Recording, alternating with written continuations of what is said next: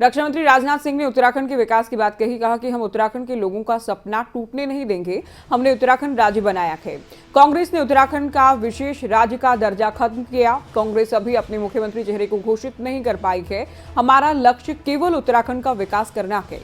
हमने 3 मुख्यमंत्री बनाए, लेकिन किसी ने कुछ भी नहीं कहा है, कोई आवाज नहीं उठाई।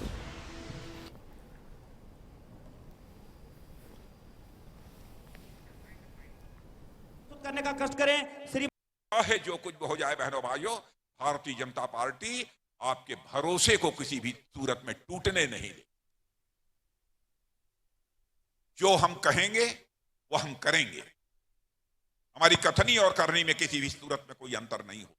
उस समय हम लोगों ने अपने चुनावी घोषणा पत्र में कहा था, जिस दिन भारत की संसद में हमें स्पष्ट बहुमत मिल जाएगा, उस दिन धारा 370 जिसके तहत जम्मू कश्मीर को विशेष दर्जा प्राप्त है, उस धारा 370 को हम चुटकी बजाकर समाप्त कर देंगे और जम्मू कश्मीर का भी वही दर्जा होगा जो हिंदुस्तान के अन्य राज्यों का दर्जा होगा। आपने देखा, संसद में बहुमत मिलते ही हमने इस काम को पूरा कर दिया। कांग्रेस तो आज तक इस बात का फैसला नहीं कर पाई। यदि उनकी सरकार बनेगी तो उनका मुख्यमंत्री कौन बनेगा? उनके अंदर यह हिम्मत नहीं है कि यह घोषणा करने कौन उनका मुख्यमंत्री बनेगा, क्योंकि घर में ही, घर की चिंगारी से ही घर में आग लगी। आपस में ये लोग लड़ रहे हैं, उत्तराखंड क्या बनाएंगे? बहनों भाइयों, हम लोगों ने डंके की चोट पर कहा है, यदि हमारी सरकार उत्तराखंड में बनेगी, हमको बहुमत देगी जनता, पुष्कर धामी ही हमारा मुख्यमंत्री बनेगा। यह बात हम लोगों ने डंके की चोट पर। हमारे यहाँ के मुख्यमंत्री पुष्कर धामी ने, चाहे उसके पहले के हमारे मुख्यमंत्री रहे त्रिवेंद्र सिंह जी रावत रहे, थोड़े ही समय के तीरथ सिंह जी रावत, बहनों भाइयों, सभी मुख्यमंत्रियों ने जो कुछ भी कर सकते थे उन्होंने करने की अपनी तरफ से कोशिश की है उत्तराखंड के विकास। उत्तराखंड का विकास, भले ही 3 मुख्यमंत्री बने होंगे, लेकिन उत्तराखंड का विकास हमारी केंद्र की सरकार ने बाधित नहीं होने। 1 लाख करोड़ रुपए इन्वेस्टमेंट उत्तराखंड के विकास के लिए 1 साल में भारतीय जनता पार्टी की सरकार ने। और मैं आप लोगों से अपील करने के लिए आया हूं, आप लोगों की अपील करने आया हूं, बहनों भाइयों, कभी एक पार्टी की सरकार बना देते हैं आप, कि दूसरी बार चुनाव होता है कि दूसरी पार्टी की सरकार बना देते। यही कारण है कि उत्तराखंड का जैसा विकास होना चाहिए वो नहीं हो पाया। मैं आप लोगों से विनम्रता पूर्वक शीश झुकाकर यह अपील करने के लिए आया, एक बार इसको, एक बार उसको, इस सोच से उत्तराखंड को बाहर निकलना चाहिए। आपने एक बार 2017 में हमारी सरकार बनाई है, कम से कम 10 साल का हमको मौका मिलना चाहिए। तो 2022 में भी भारतीय जनता पार्टी की सरकार बननी चाहिए। यह मैं आप सभी लोगों से अपील करना चाहता हूं।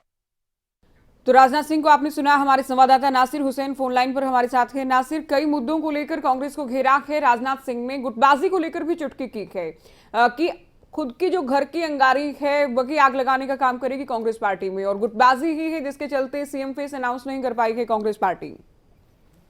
देखिए, बिल्कुल बीजेपी का इस बार का जो एजेंडा है वो बार बार नेता, जो बीजेपी के केंद्रीय नेता है, वो दोहरा रहे हैं कि किया है, करती है, करेगी। और यही एजेंडा लेकर आज जो रक्षा मंत्री राजनाथ सिंह, उन्होंने अपने पूरे भाषण में ये बात रखी और कहा कि जो मुद्दे हैं उन मुद्दों को पूरा करने का काम कहीं ना कहीं भारतीय जनता पार्टी करेगी। उनका ये कहना है कि भले ही मुख्यमंत्री बदले गए हों, लेकिन मुख्यमंत्री जितने भी रहे उन्होंने सबने विकास का काम किया और आने वाले समय में भी अगर सरकार बनती है, जो भी मुख्यमंत्री बनेगा वो भी काम ही करेगा। यानी कुल मिलाकर कह सकते हैं कि विकास के एजेंडे को लेकर के अपना पूरे भाषण पर राजनाथ सिंह का फोकस रहा और उन्होंने साफ तौर पर यह भी कहा है कि जितने भी कामकाज अभी तक अधूरे रह गए थे उन कामकाज को पूरा किया जाएगा। जी नासिर, धारा 370 का जिक्र है, स्वर्गीय सीडीएस बिपिन रावत का पीएम की ओर से जिक्र किया गया, सेना की बातें हैं, गलवान घाटी की बातें हैं। क्या ये बहुत बड़ा फैक्टर रह सकता है सेना से जुड़ा उत्तराखंड में?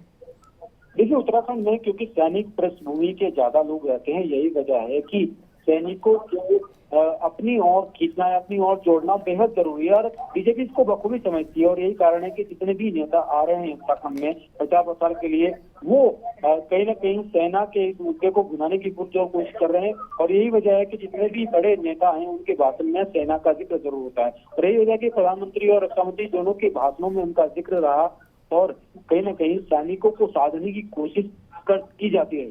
जी। अच्छा, एक और दिलचस्प बात ये भी कि आज राजनाथ सिंह की ओर से कहा गया कि जो बार बार सत्ता बदलते हैं हर 5 साल के बाद, यही कारण है कि उत्तराखंड का विकास नहीं हो पाया कि इस बार इस परंपरा को खत्म किया जाए। तो बिल्कुल कहीं ना कहीं अब जो भी मुद्दे हैं उनको इन 24 घंटों में भुनाने की लगातार कोशिश की जा रही है। खास तौर पर उत्तराखंड में जितने भी मुद्दे हैं उन मुद्दों को गिनाया जा रहा है कि अगर सरकार बनती है तो उनको पूरा किया जाएगा। और प्रधानमंत्री और रक्षा मंत्री दोनों के ही भाषण में ये चीजें नजर आई। नासिर, आखिर सवाल ये, सीएम फेस अनाउंस करने का क्या कोई फर्क पड़ेगा? चूंकि धामी रहेंगे सीएम पद के उम्मीदवार, ये तो क्लियर कर दिया गया कि बीजेपी की ओर से, लेकिन कांग्रेस की ओर से नाम का ऐलान नहीं किया गया। देखिए, ऑफिशियली कोई अनाउंसमेंट नहीं हुआ। आप अपने भाषणों में जरूर कहा है रक्षा मंत्री राजनाथ सिंह ने कि फेस रहेंगे धामी, लेकिन किसी भी नेता ने अब तक जितना भी सबसे जैसे चुनाव शुरू हुआ, प्रचार प्रसार शुरू हुआ, किसी भी नेता ने ये नहीं कहा कि धामी फेस होंगे। लेकिन इस तरीके से रक्षा मंत्री राजनाथ सिंह ने अपने भाषण में कहा कि धामी ही मुख्यमंत्री का चेहरा होंगे। तो इसके मायने कई अलग अलग तरीकों से जरूर निकाले जा रहे हैं। नासिर, बहुत शुक्रिया, ये पूरी जानकारी आपने दी। तो रक्षा मंत्री राजनाथ सिंह का भाषण आपने सुना, पीएम का संबोधन आपने सुना, क्या क्या मुद्दे और क्या बातें रखी इसको लेकर हमने विस्तार से चर्चा भी की। हमारे संवाददाता नासिर विस्तार से जानकारी दे रहे थे।